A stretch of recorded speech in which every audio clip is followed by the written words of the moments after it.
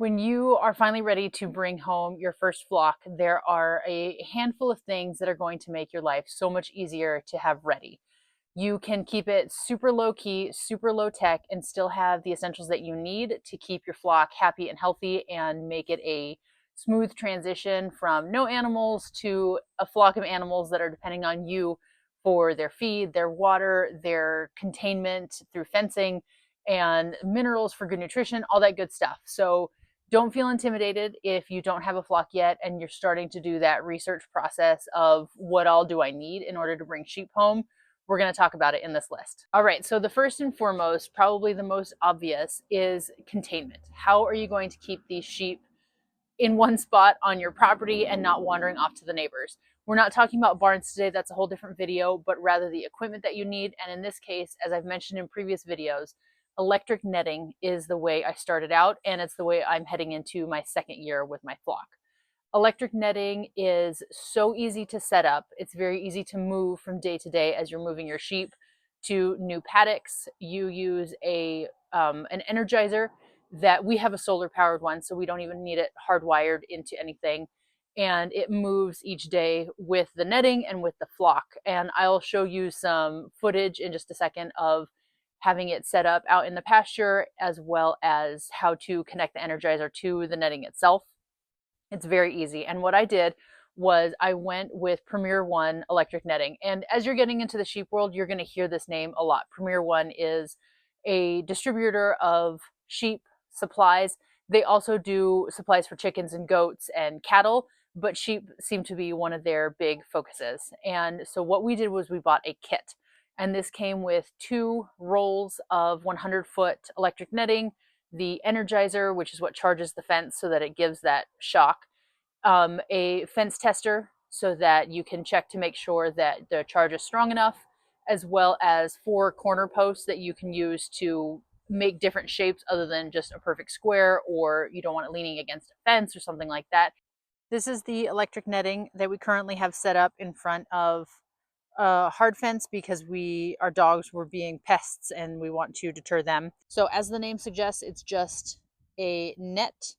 These are not electrified, but these horizontal wires are. These are the posts that you step in. Each post has a double spike that you can put into the ground and then step in so that it stands upright. This is the energizer that we got. Here's that company, Premier One, that I was mentioning. And you put these prongs into the ground. We're not using it right now, which is why it's not in the ground. You can ground it with the clip, and all of these pieces, these components are included. And then you have the hot end that goes onto this metal clip. And as soon as you make that contact and you turn it on, your fence is electrified. So it's as easy as it gets. But the kit was very easy to plug and play, basically, where you set up your fence, you charge it, and literally that's it. You're good to go. So I would recommend that at the top of any beginning shepherd's shopping cart list of supplies that they need is electric netting. If you can buy it as a kit, that's awesome, because then there is one less thing to think about as to whether you have all the components or not.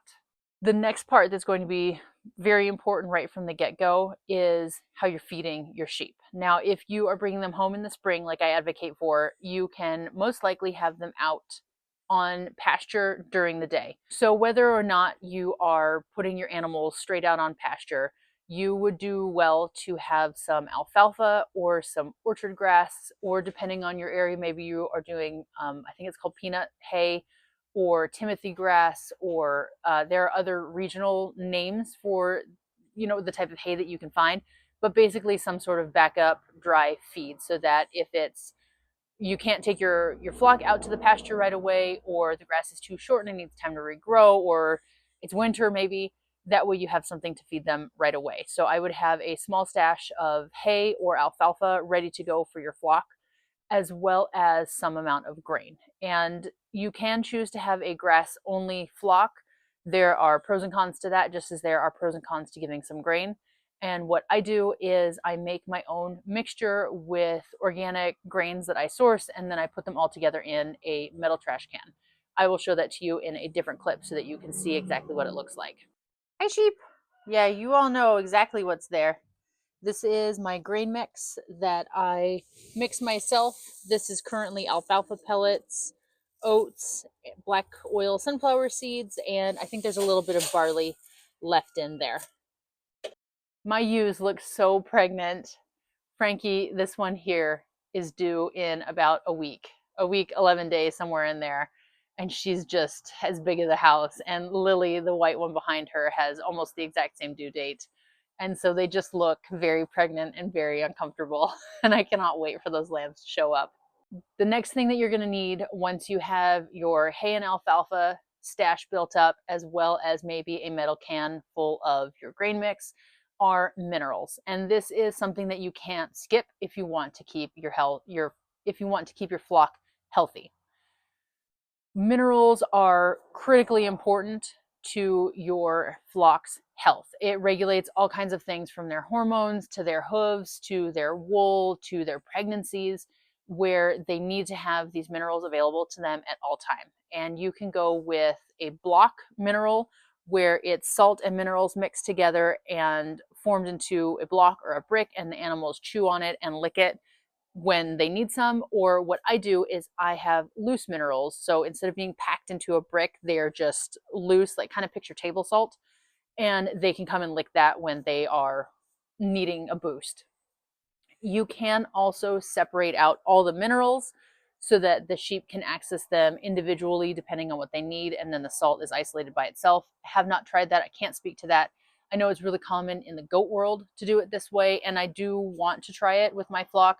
But from a beginner's perspective and for myself, it's a lot easier to go with a formulated mix that has the proper ratio for your sheep, just to, again, ease that transition into having animals and then giving you time to figure out the nuance of what do your animals need, how do they best respond to what you are offering them.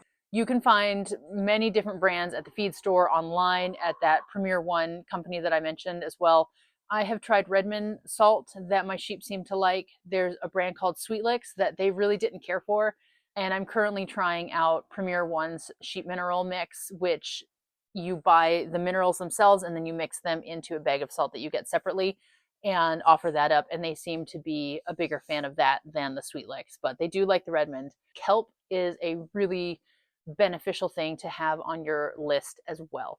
It's just sea kelp that has been dried out and ground up, and it has other trace minerals that your loose minerals don't have. And my sheep love it. Our cow loves it as well.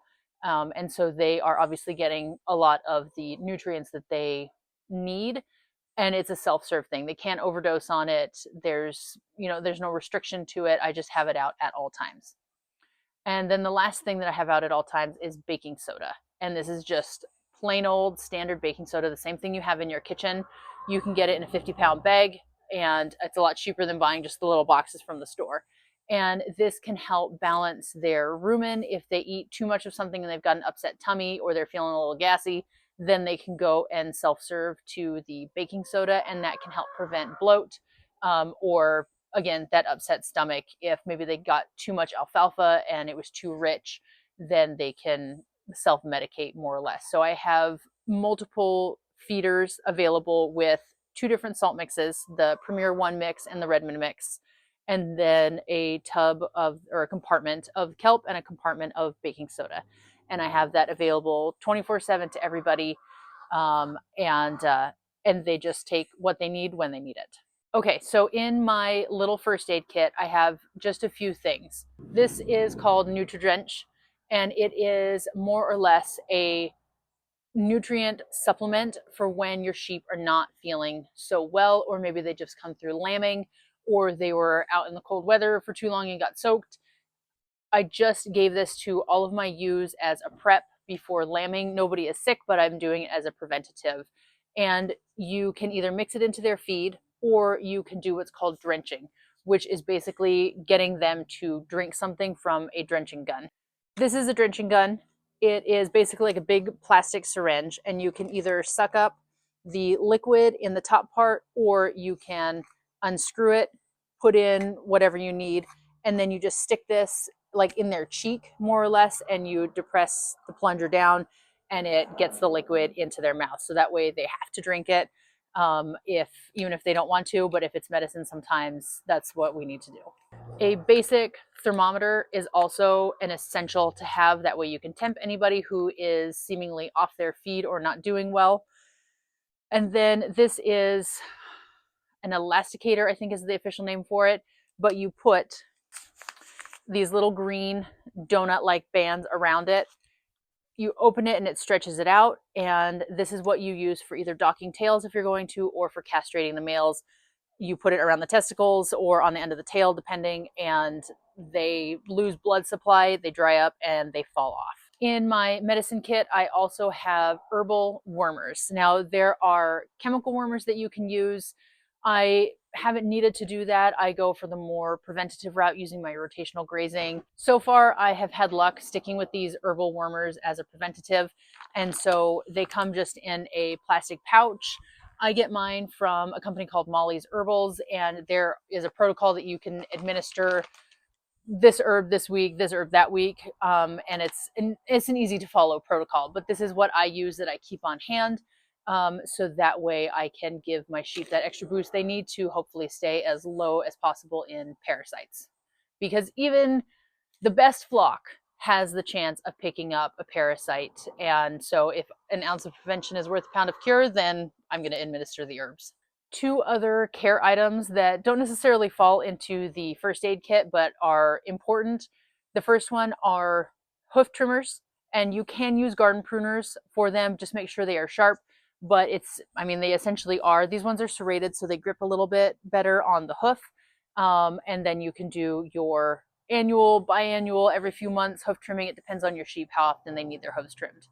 And then the second one are these are shears for trimming up my sheep. I have had a professional shearer come in and trim the full coat off of these guys, but I also like to just do touch-ups. Like my ram gets little fur balls on the side of his neck. We call them his mutton chops. And as we're coming up on lambing time, I've gone around the backside of my ewes to just kind of clean up some of the old dirty wool, because it will get dirty no matter how green your grass is. There's still going to be stuff caught in their wool. That's just the way it works. To keep their udder a little bit cleaner, make it easier for lambs to find the teats once they are born. And these guys are super sharp. They make such a satisfying sound, and they are super handy. These tools are all from Premier One as well. I got most of my stuff from Premier One. I'll put links for everything to make it super easy, so that you can go and check out their website and see how much awesome stuff they have for getting your flock started. This little bucket, a little mini feeder, hangs on either your stanchion or your fence posts, and you can use it to give grain, to have out your minerals at all times. This one in particular goes on my stanchion during milking so that my sheep can eat their grain portion while I'm milking them. You can put baking soda in these. They're super handy. You can get smaller ones that are partitioned, but this is a very handy size for the grain. It is 6 quarts for size reference. And I just picked this up at my local feed store. Beyond that, some nice to haves include things like water buckets, collars, a lead. There are other medicines for your first aid kit, such as vitamin B or a powder called Hoof and Heal. And that's if you have any hoof injuries or issues or hoof rot.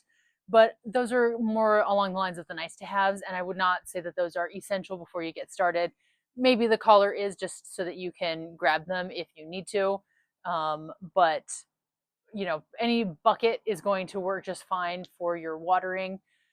If you are going to be milking right away, a metal milk bucket is very handy. Metal, not plastic, because it doesn't allow bacteria to grow in the same way that a plastic bucket with scratches or scrapes on the inside can, as well as a filtering system. But even then, you can just use cheesecloth that's doubled up, or a linen towel, something like that, to filter your milk through. We'll talk plenty more about milking and the supplies that I use for that, but just for getting your sheep set up and ready to go, those are the basics that you need.